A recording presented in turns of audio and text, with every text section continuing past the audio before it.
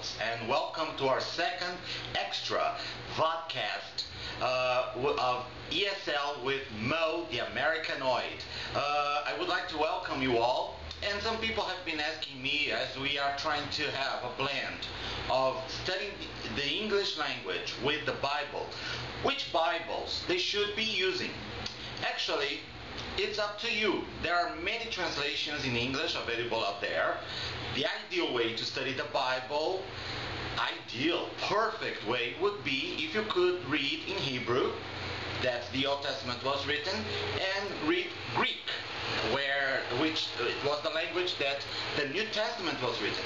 However, many people won't learn those languages for many reasons, and already learning a second language is a lot of work. In your case, in my case, it's English. So let us kill two birds with one stone. Let us learn English, this international language, and also the Bible that shows us a little bit about Jesus and God's love for us. Well, the English Bible has a long history.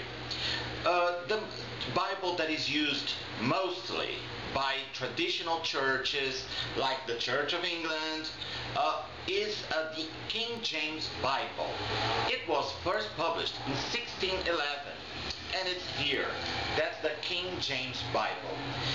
Of course, as it is such an old Bible, the language has those "Thou art great, He giveth me strength," and sometimes you get tired of sticking your tongue out and we make fun of it. But the language and the translation are still valid today. It was a great translation, a great work of translation about it. I was reading a few months ago this book, Wide as the Waters by Benson Bobrick, and it's the story of the English Bible and the revolution it inspired. So it's an amazing book as well, talking about the Bible, the different translations, and how being able to read the Bible in your own language or in the language that you choose is really empowering. It gives you power. But the King James Bible has been updated in different ways by other translations, with the discoveries of manuscripts that confirmed the original translation in 1611, and also with the language updated, because language is a living thing, it evolves. And back in the 70s and 80s, there was a translation that was called the New International Version. That's the Bible here. It's huge, this one, because it's a Bible that I use for study. It's a study Bible. And so it has lots of commentaries, and it has a lot of observations and illustrations, and so it's a Bible for study. I don't carry this Bible around, because otherwise I would have already broken my back with this Bible. And this Bible had a much more contemporary language and a better understanding of the original manuscripts, or the oldest manuscripts that have been discovered. Another translation that is also very good and very respected is this one here, the New Revised Standard Version. It's a very good translation, and in many ways it looks a little bit like the King James, but in today's language, let us say. It's also a very good translation.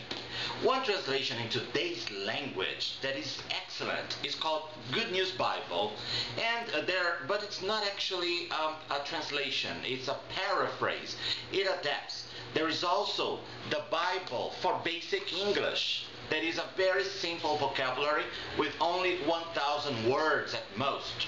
You know that the English language has from 500,000 to more than 1,000,000 words, and this Bible in Basic English has only 1,000 words. So it's a very simplified language. And also there is a paraphrase by Eugene Peterson called The Message, that is not the translation. He translated and then he reinterpreted, trying to give a message relevant for today. If you have an iPhone or an iPod Touch, you can even download different apps. As you know, of course, you are a tech And you can download apps like, for example, I bought this app here that is the message, the entire Bible, translated by Eugene Peterson, and here in my pocket, and I can find the Bible verse, and I can find the chapter, and you can find many different applications at the Apple Store of the Bible. Some are free, some you have to pay for. So it depends on your pocket. And here in Brazil, you can find some English Bibles. It's not easy to find English Bibles or Bibles in other language but Portuguese. But if you go to Livraria Cultura, if you go to Livraria Saraiva, you are going to find a few examples of English language Bibles. Okay, you choose the best one. My favorite to read, to study, to take to church, to think about, to meditate is the NIV, the New International Version. I think it's a very good translation, and it's not only an interpretation. Of course, every translation has interpretation, but it's not only an interpretation. It tries to stay loyal to the original text in Hebrew and in Greek. For example, I will read for you the Psalm 23, the 23rd Psalm. That is one of the most famous Psalms and Bible verses that people know all around the world.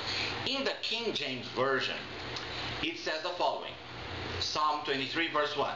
The Lord is my shepherd, I shall not want. Then you may think, I shall not want what? Because the language has evolved. Then, in the New International Version, Psalm 23:1 says, the Lord is my shepherd, I shall not be in want. Okay. And then we have the Good News Bible. That is a very good paraphrase. Says, the Lord is my shepherd, I have everything I need. The Bible in basic English has a beautiful paraphrase saying, the Lord takes care of me as his sheep. I will not be without any good thing. And the message that I have on my iPod Touch, it says the following. God, my shepherd, exclamation mark. I don't need a thing. So you see, there are different interpretations of what the original text is saying, but they lead to the same point, that God takes care of us as a sheep. And dear friends, this year, 2011, we're celebrating the 400th anniversary of the King James Bible. And you may read it still today for its beauty in literature, in poetry, in vocabulary. It's a beautiful translation. And you may ask me, which translation is the best? The best translation is the one that you read. So to find out more about us, go to our website www.believes.com.br and follow us on Twitter @BelievesUnite.